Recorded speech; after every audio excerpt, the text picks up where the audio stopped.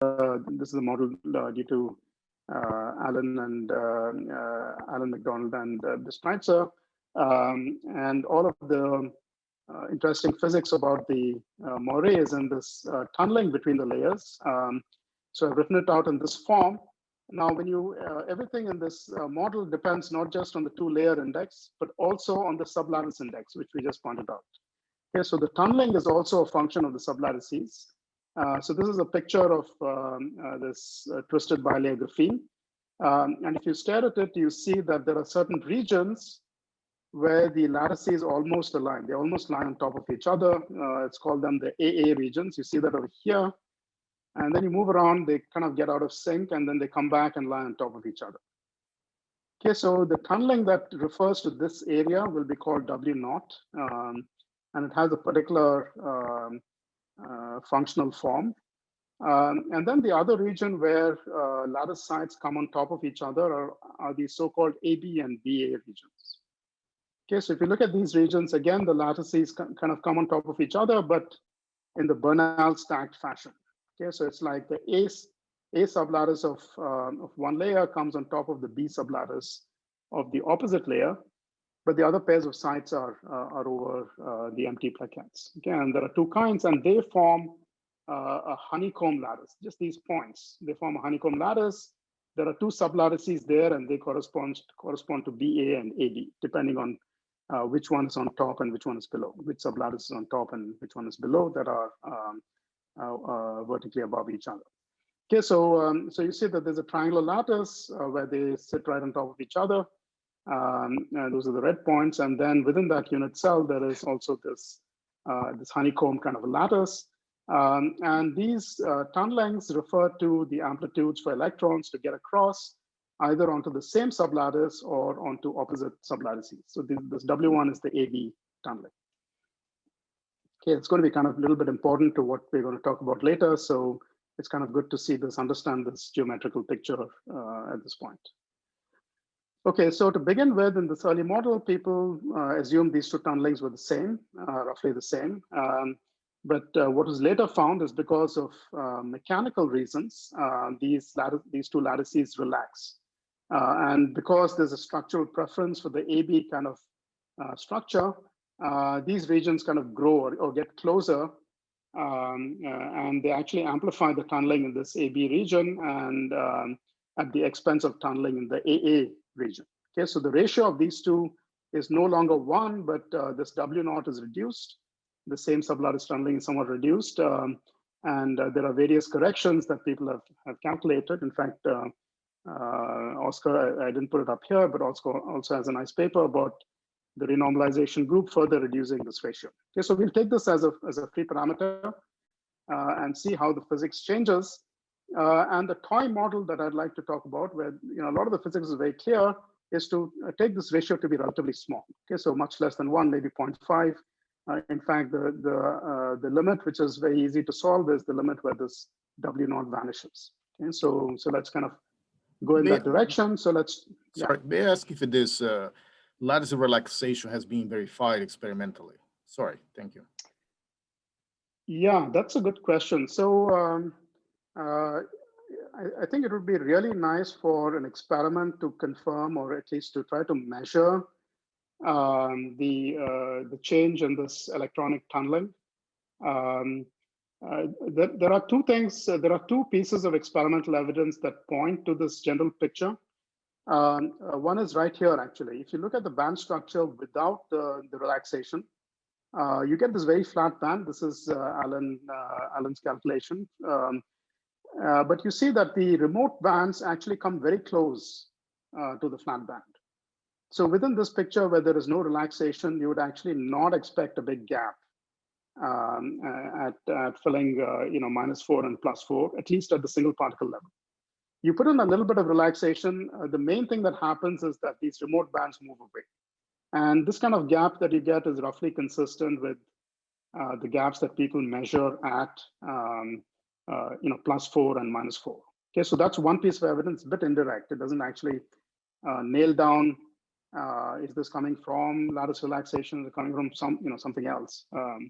The other piece of evidence people have is when you go to very small angles, so go below 1 degree, not quite the magic angle graphene, but go to even smaller angles, the relaxation is actually dramatic.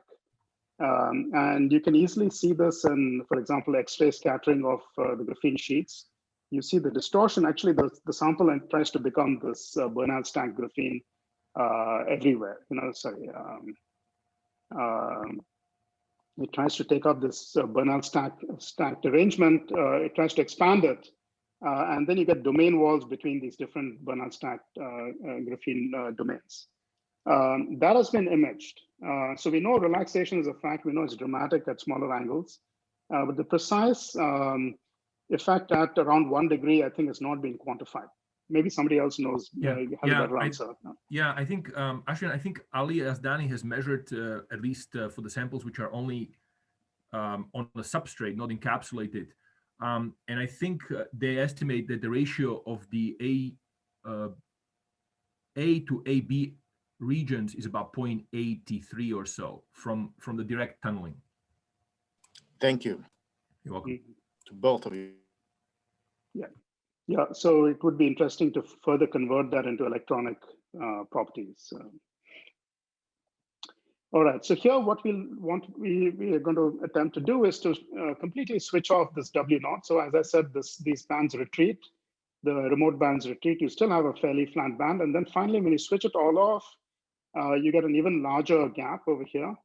What I'll describe in a next few slides is not only is the band very flat, it's perfectly flat, or you can find an angle for which it's mathematically flat. Because this particular limit turns out has an additional symmetry called chiral symmetry.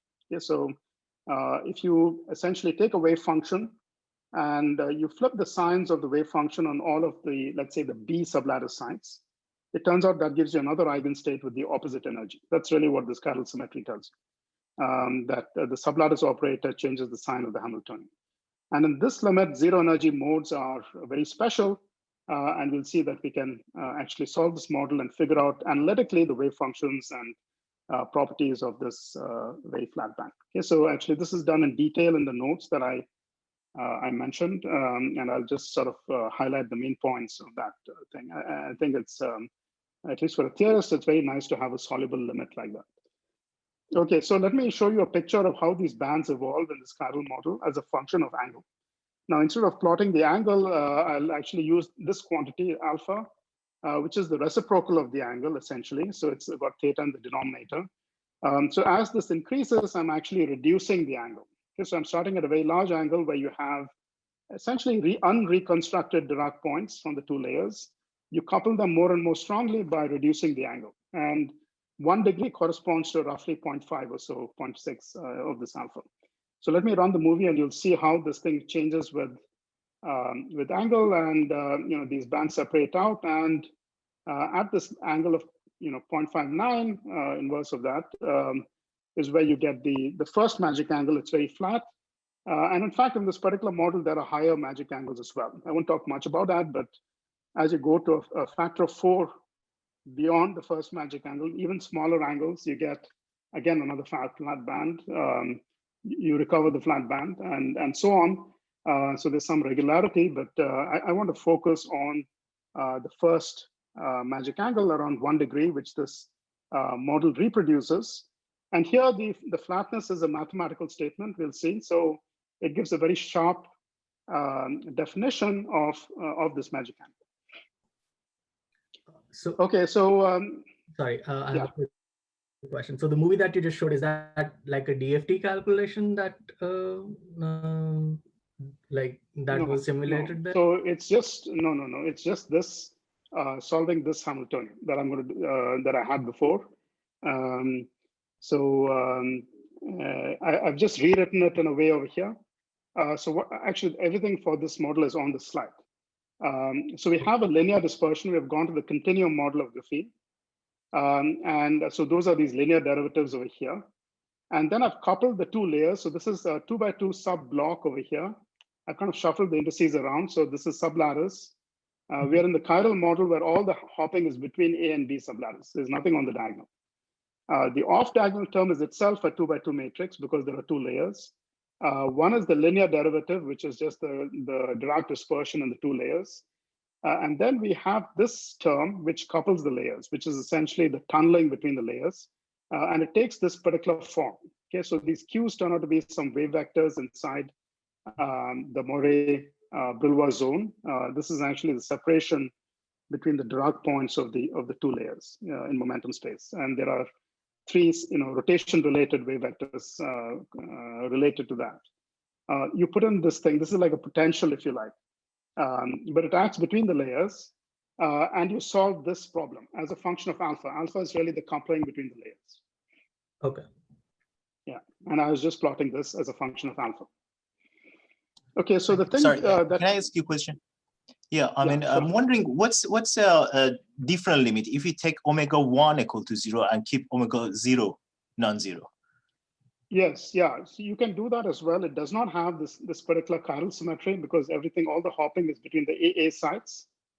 And actually, I had a movie of that as well. You don't get flat bands. I see. So it's actually a nice demonstration that the simple argument that I gave that, when the time scale to go across layers is the Moray time, that doesn't tell you there are flat bands. It just tells you something happens at that point. And that model, you see that they're strongly dispersing bands even when you go through that limit. Thank you. So, so given that relaxation is pushing us in this direction, we want to look at this for physics reasons, and you'll see that it has this flat band. Yeah, thanks. So the thing that makes this problem easier to solve is if you're looking for zero energy states, you don't need to solve this full 4x4 matrix differential equation because you can pick a spinner that looks like this. So this means the spinner lives entirely on one sublattice. And you can ask for this 2x2 matrix to annihilate the spinner.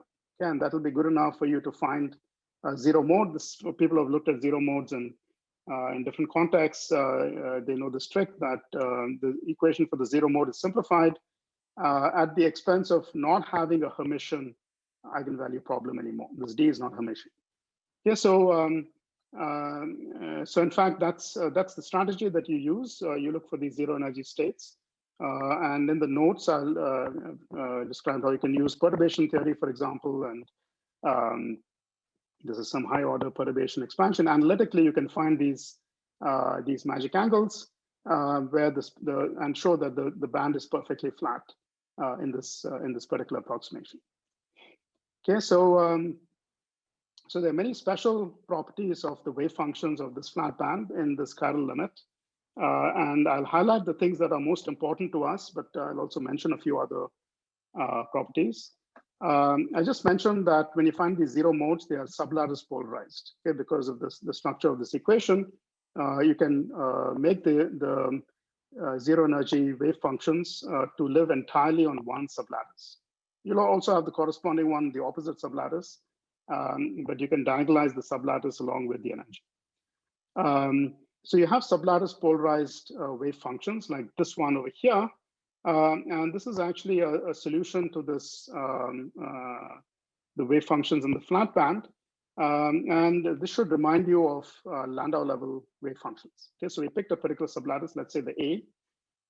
There's some envelope wave function over here, which is not very important. It's a spinner that corresponds to the where the Dirac points originally were. And then there is this theta function, which is a function of the position. Z is x plus iy. This is sort of the envelope function you also have in lowest Landau level wave functions. There's a Gaussian part. And then there is this analytic part. Okay, so this wave function tells you that once I sublattice polarize, when I look at the wave functions of the flat band in the sublattice basis, they actually look a lot like Landau level wave functions. In fact, in particular, they have a Chern number. They have Chern number 1. But more than that, we'll see that even not just the topology, but even the geometry of the wave function, how it varies in momentum space. For example, the Berry curvature is nearly uniform in this limit. There's another condition that's satisfied, which is maybe less well known, which is called the ideal droplet condition. So you can combine, you can take two different measures of the geometry of the bands. One is, of course, the Berry curvature that turns out to be the off-diagonal piece over here, the antisymmetric piece. There's a symmetric piece called the Fubini-Studi metric. And it turns out that when you combine those two quantities into a single metric, in general, that's something that varies as you go across the Brillouin zone and in a complicated way. For this particular band structure, it turns out this metric is just, this object is just a constant matrix times the Berry curvature. Okay, so the only variation is in the overall magnitude of the Berry curvature. The tensor itself is fixed. It's called the ideal droplet condition. The only other state I know which satisfies this is the lowest Landau level. Okay, so many things about these bands are very much like Landau levels, and we can utilize our intuition from Landau level physics to to try to direct utilize those tools in solving this problem. Now, of course, we have time reversal symmetry in this problem. So how come we have something that's like a Landau level?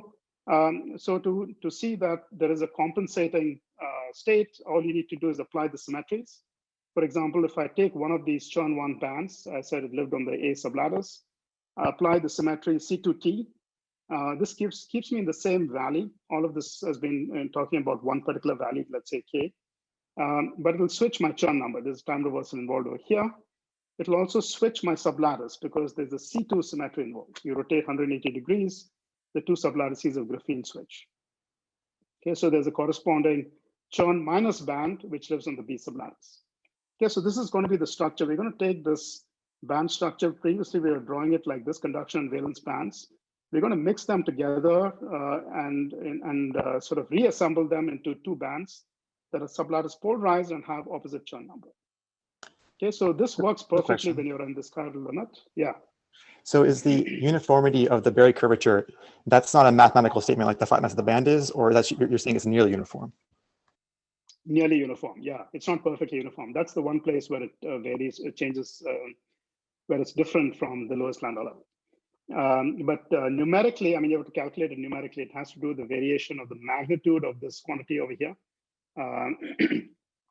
And if you calculate it numerically, it's extremely small. It's actually much smaller than many of these models people engineered to have uniform Berry curvature in the old numerics on these fractional Chern insulators. Of course, this is in the chiral limit for the flat band. As you go towards the more realistic limit, there is more variation of the Berry curvature. Yeah, was that your question? Is this variation of the Berry curvature small in some parameters, or is it just always there being non-uniform? It's sort of compared to, I would say, many lattice models that people look at. There are also numerics that people do, like trying to take this at a fractional filling. Take a single one of these bands in the chiral limit at a fractional filling, and you get Chern insulators.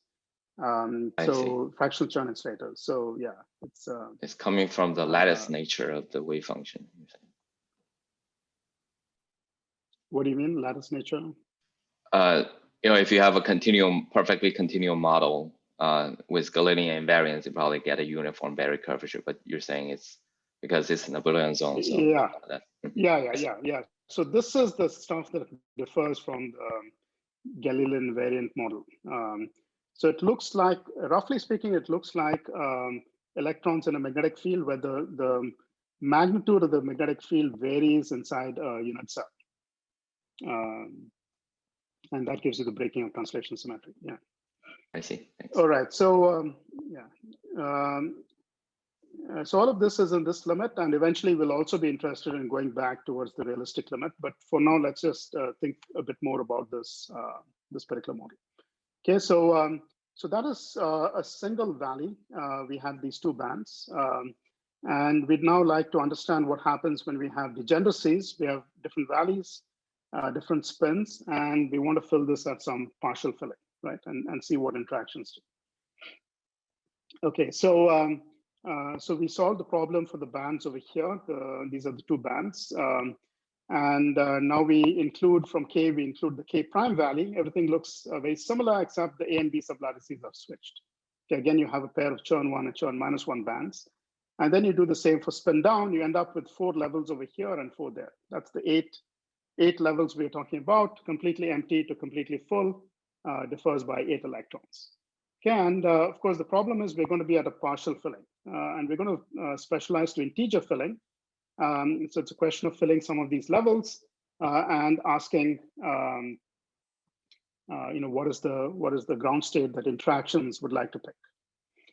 Okay, so this is our Hamiltonian. We have a kinetic term. In fact, we'll often think about the kinetic term as not being too small. So in this picture, what the kinetic term does is it predominantly mixes these two bands. Okay, so although these look flat, they could have substantial dispersion because of mixing with the opposite Chern band. Okay, and then we have the interaction term. It's a density-density interaction. We're going to use some screen Coulomb interaction over here.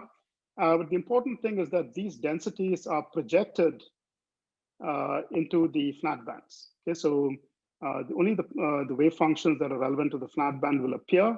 There's a well-known way of projecting these densities. And the net result of doing the projection is you get these form factors. You get these functions that tell you about the overlap of wave functions within that band. Okay, and already you can see how the things like quantum geometry may appear. It's really going to be contained in these form factors. So the wave functions of bands play a key role. Okay, so in this first few slides, when I was talking about energetics, people like to focus on the energetics of different terms, the interaction strength, the hopping. But a very important consideration is also the wave functions that go into this problem. And that's not that easily captured by a single number like the ratio of energy scales, but it controls the ultimate physics. All right, so yeah, so now let me tell you a little bit more about what interactions do. This is mainly based on this particular paper, which was, I think it's more than a year old now, where we looked at magic angle graphene and various limits, and we found that flavor ordering is of certain kinds are preferred and can give you these insulating states. Okay, but the key is to really think about the problem in these Chern bands that I talked about, the nearly flat Chern bands. Okay, so the strategy is going to be, we're going to start with this ideal limit where we're going to go to the chiral limit. So that's this parameter over here, W0 over W1. I'm going to switch it off. We're also going to switch off the band dispersion to begin with. In this ideal limit, you'll be able to solve the problem. Essentially, you'll be able to see what the answer looks like, but it's going to be highly degenerate. And then we're going to put back these dispersions, these deviations, and go back to the realistic limit, or at least try to do that, and make a prediction. What should be seen? What should occur in this at this realistic limit? Okay, so first, to give you an idea of these scales, in this ideal limit, the thing that will control everything is the Coulomb energy scale. But we'll have a large symmetry. This U4 times U4, I'll talk a bit more about it, essentially just corresponds to rotating those 4 bands that we had in the opposite Chern sectors independently. Okay, but the dispersion and the non-ideal going away from the chiral limit both introduce perturbations, which they're smaller than this, but they're not that small. Okay, so eventually we'd like to check our answers against something more exact, like Hartree-Fock or DMRG or something like that. So we'll try to do that, and we'll see this picture gives you a reasonable way of thinking about this problem. Okay, and just to give you some intuition why you get this enhanced symmetry. So, of course, we said that everything comes down to density interactions, and we have to project the densities into the flat bands. Well, if your opposite Chern sectors live on opposite sublattices in that perfect ideal limit, then the density operators split up. Okay, there's no overlap between bands that live on states that live on opposite sublattices, and these correspond to the Chern bands. Okay, so this is really why you end up getting this kind of enhanced symmetry. The interaction terms that would typically mix everything actually factorize in this nice way so that you can make rotations within these Chern sectors, and it doesn't affect the interactions. All right, so the picture that we are trying to start with then is the sets of 4 Chern bands, Chern 1 and Chern -1, and we want to fill it with electrons. Okay, and For example, if you're at charge neutrality, you want to have a balanced arrangement. You want to have as many, you want to have 4 of these 8 filled. And we'll largely focus on these kind of balanced arrangements where the net churn number is 0. Okay, similarly at nu equal to 2, we're going to be filling 6 out of the 8. So we're going to pick something that is set empty, and this is the balanced arrangement, which is net churn number 0. But I should point out that at odd integer fillings like 1 and 3, and on the other side as well, there's no way to make a balanced arrangement. Within this picture, any insulator that you get of this kind, this flavor ordered insulator, is going to have a net churn number. For example, over here, this is an example of churn number 1. Okay. So just to preview what is going to happen, we're going to see that states of this kind, where, for example, you pick one particular flavor to be empty, we're going to describe those types of states by a matrix that a 4x4 matrix in this particular case. So this is for the churn 1 sector. We're going to pick out the states that are filled. This is some spinner with 4 components, tells you exactly which combination of spin and valley has been filled. You project into those states, and this is just the identity matrix. So it tells you which one is empty and which one is full. Okay, so the order parameters for these states are going to look like this. Similarly for the Q minus sector. And when you're in this ideal limit, energetically, you can take any combination over here. Anything that looks like this will be a ground state, as I'll describe in more detail in the next slide. Okay. So this is really the picture that you should have at the back of your mind. What we are, at least in the idealized limit, what the insulating states look like. Okay, so dragging around those 4 bands everywhere is going to be a bit confusing. So let me make an approximation. Let me go to the spin-less limit. I'm going to throw away one of the spins. So I had 4 levels. I'm going to throw away the down spin. We'll see later. This is actually not a bad approximation to the nuclear 2 states. At least we think it may not be a bad approximation when you properly interpret what this spin is. Okay, so, but it also makes it simpler. We now have 2 bands. They are just opposite pseudo spin. Okay, so K and K prime values in a churn sector and K and K prime values in this -1 churn sector. And where we had U4 symmetry before, we can make rotations within this churn sectors. That gives us a U2 and a rotation over here that gives us another U2. Okay, and when you're in this ideal limit, these 2 U2s are symmetries of the model. Okay, so you only have interactions, and the interactions separate in this form, so you can make these U2 rotations independently. Okay, so all you need is to satisfy this interaction Hamiltonian, and what you can show is that it's very easy to convince yourself that there is a family of ground states that are exact for this particular model. It follows some well-known techniques in quantum Hall ferromagnetism. And the idea is the following, that you come up with a state. So the first thing you notice is that this VQ over here is positive semi-definite. And then you find a state which is annihilated by these density operators. Okay, the delta rho Q, the density minus the average density. Okay, if you can do that, you're guaranteed that this state is a ground state of the problem. You don't know if it's a unique ground state, but you know it's a ground state. Yeah, and it turns out that any filled band of this kind, take any linear combination and fill it, that will satisfy this particular condition.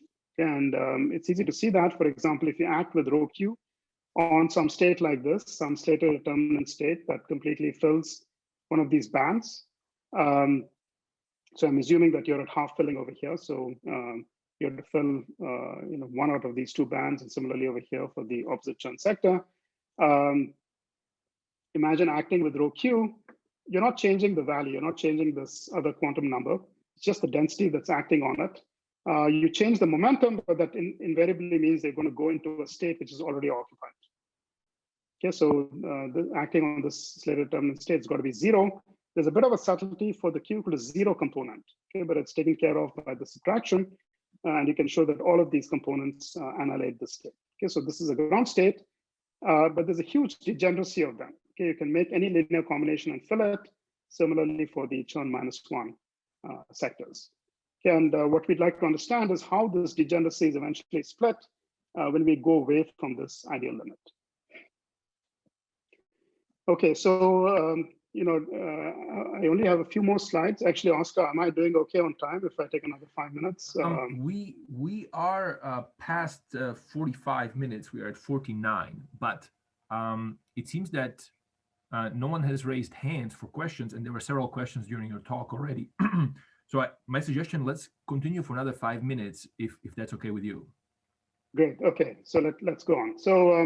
So the ground states in this particular model, actually, another reason I specialized to the spinless limit is because these Q matrices that label the ground states, they take a very simple form. So you just have to specify which band is filled. And so you have a negative sign there, and it's the identity 2 by 2 minus this. And we know that that can be written as simply a sigma, as a Pauli matrix times a unit vector. In other words, as you can obviously see, this is a two-level system. You're picking some linear combination. You can represent that by a vector. Okay, a vector on the block sphere. This is not really spin. In this particular case, it's pseudo spin. But there's a vector for one valley, for one Chern sector, and there's another vector for the opposite Chern sector. Okay, so all of these states, this degenerate manifold that I'm talking about in this ideal limit, can be parameterized by two unit vectors. Okay, so let's just label what they are. So let's say both of these unit vectors are parallel to one another. This turns out to be a valley polarized state. You see that in both of these two sectors, it's the K valley that's occupied. You could have opposite vectors. So they correspond to K in the one Chern sector and K prime in the opposite Chern sector. This is called a valley Hall state. Okay, so these two have opposite Chern number, but if you were to resolve the valley, you'd be able to resolve the Chern number. Okay, so it's called valley Hall. Antiferromagnet in these two vectors, but along the Z direction. Okay, there's a third state that actually is going to turn out to be the most interesting one for us. So you're allowed to put this block vector in the plane. It doesn't have to be vertical. In the plane means that you made some linear combinations of the two K and K prime. This corresponds to what we call an intervalley coherent state, or what is called an intervalley coherent state. You're combining two wave functions that have different crystal momentum at the graphene scale. Okay, so in a way, you're breaking translation symmetry at the graphene scale. But of course, in our effective model, it's like you broke this valley symmetry. Okay, valley charge is no longer conserved. That corresponds to this in-plane pseudo-spin. And again, you can either arrange this to be parallel or anti-parallel with the other Chern sector. And the one that's interesting for us, which will turn out to be the ground state eventually, is the one where they are anti-parallel. Okay, so we call this the Kramer's intervalley coherent state, why you'll see in a minute, where these vectors are in the plane, but opposite to one another. Okay, so what splits this degenerate manifold? Well, it's really these two effects, band dispersion and going away from the Carroll limit. And it's easy to see what band dispersion would like. I told you band dispersion is really this tunneling over here. So you tunnel and you gain some energy if the other level is empty.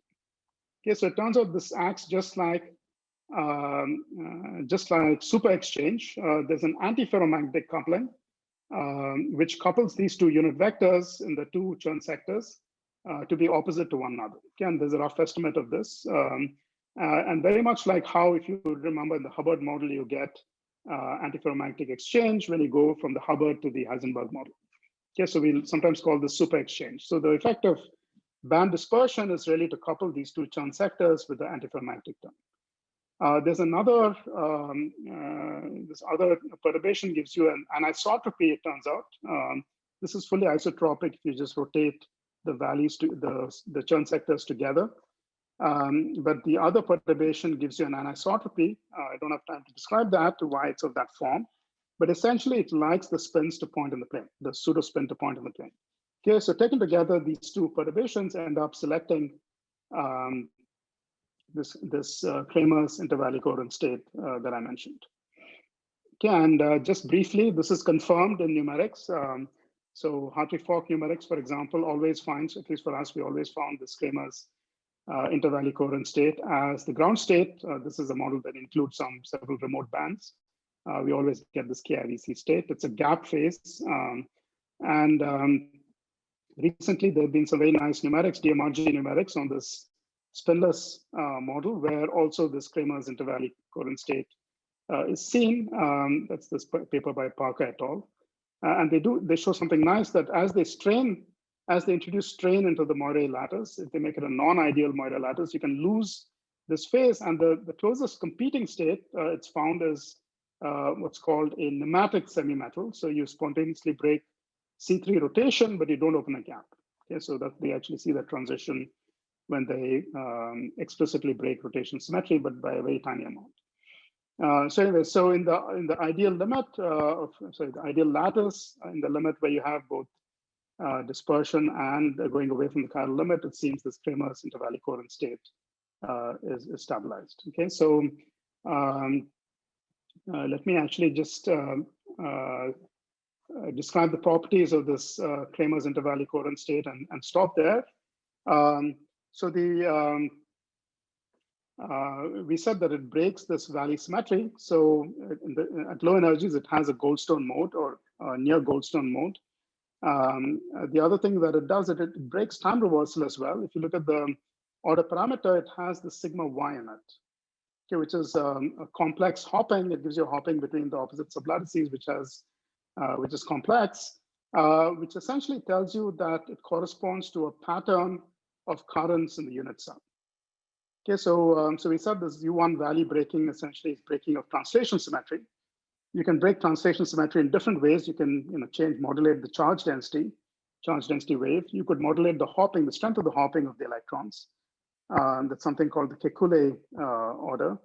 But this is a more subtle kind of order where you change, where you actually break time reversal and introduce currents into the unit cell. This is the current pattern. So a priori, it looks like it breaks time reversal, but it turns out you can restore time reversal, just like in an antiferromagnet, you can restore it if you also make a rotation. Okay, and so that combined, there's a combined time reversal T prime, where valley rotation and time reversal are combined together. And it turns out this T prime squares to -1, very much like spin orbit time reversal. It's not spin, it's valley actually over here. But it has the same symmetries as a topological insulator. And in fact, you can ask, this spontaneously generated state, is it a topological insulator with these symmetries? And in fact, you do find that it has a non-trivial Z2 topology. Okay, so for a moment, if you trade spin with valley, think of valley as playing the role of spin. This is a system where initially there was valley rotation symmetry, spontaneously broke the valley rotation. It's kind of spontaneously generated valley orbit interactions, just like spin orbit, and formed a band structure which has a non-trivial Z2 topology. Okay, so this was previously called a topological Mott insulator in this very influential paper. So now, of course, maybe we want to call it a spontaneous topological insulator, spontaneous symmetry breaking along with certain kind of band topology. Okay, and it will turn out that because of this kind of order, we'll see that there's an interesting connection between the order parameter here and eventually charge physics, and through that to superconductivity. Okay, so maybe I'll stop over here. I'll just have to flash my, I want to flash my collaborators, and I can take questions. And next time we'll start with how this relates to superconductivity. Okay, thank you very much. The first question is by William. Hi, Ashwin. Thanks for the great talk. I had maybe a naive question, but in the block sphere picture, it seemed like you always chose, the choice of polarization was linked and that they always seem to point in opposite directions. Is this necessary, or are those spheres independent? They're actually independent. And in fact, I had one example where they were not. So this one, they were parallel. Oh, right. Thank you. Yeah. But what I try to say is if you add, so initially all of these states are degenerate. That's when you, in the ideal limit, no dispersion when you're in the chiral model. Now, if you include a little bit of dispersion, what it does is it takes electrons to the opposite Chern sector, but of course they have to stay in the same valley because you're preserving translation symmetry. So they kind of visit the opposite Chern sector and come back. That's a virtual process.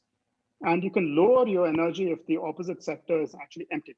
So for example, if between these two states, if you add dispersion, you prefer this one because the electron can jump there and come back.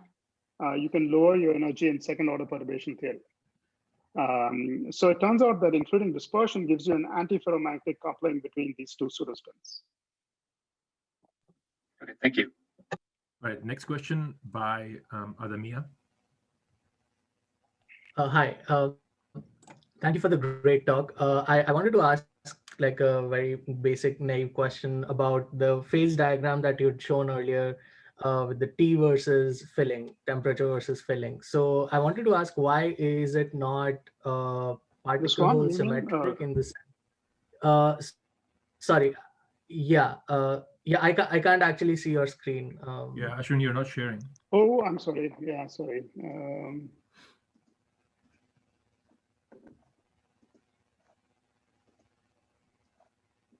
Okay, so sorry for the previous question. I was, I think I was explaining everything on my screen, but hopefully people could follow that.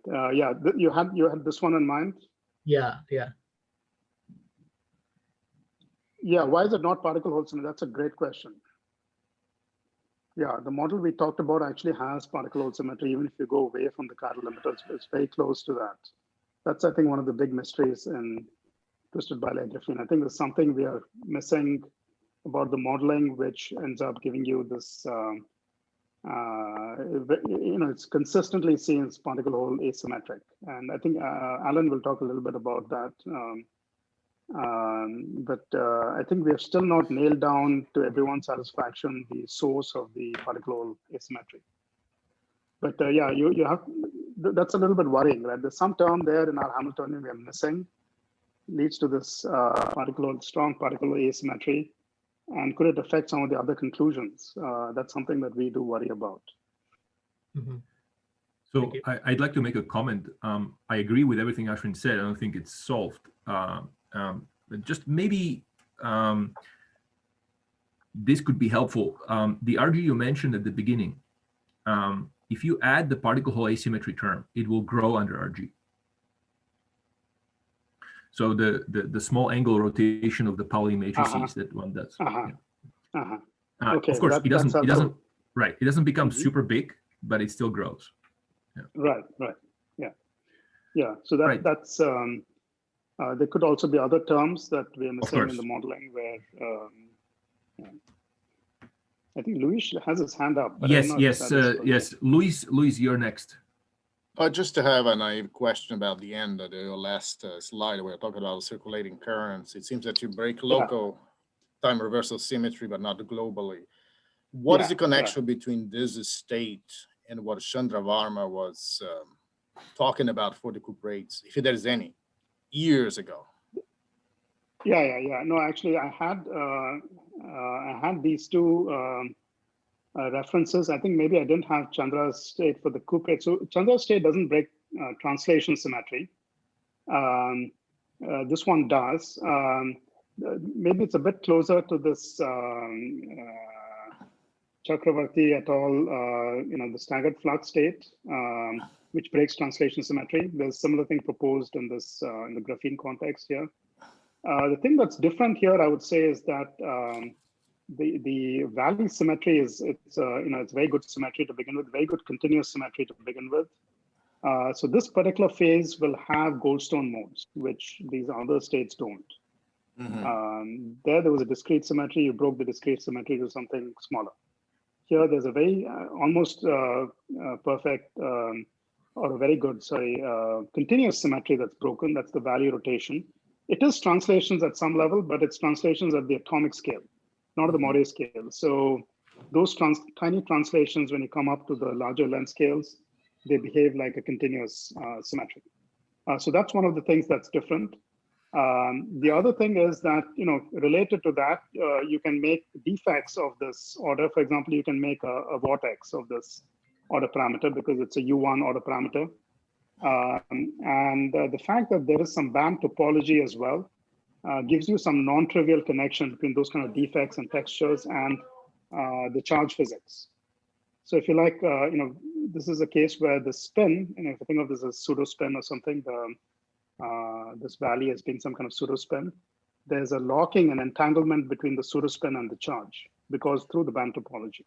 And that is, at least you follow that line of reasoning, it leads us to believe there is going to be superconductivity in this system. It's the two orders are tied together, which is going to be the subject of the next talk. Those features are not in these other models. So the band topology, the fact that it's a continuous broken symmetry, the defects, all of that are different. Thank you. All right, there's one more question by Adamia.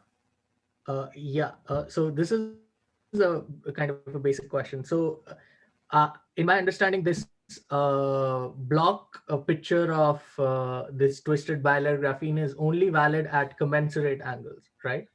And the magic angle of 1.1 degree is not exactly a commensurate angle. So is there like an assumption that we make that, okay, we are near some like 1.1 degrees close to some other commensurate angle? No. So there's no, so maybe there are two different commensurations you're thinking about.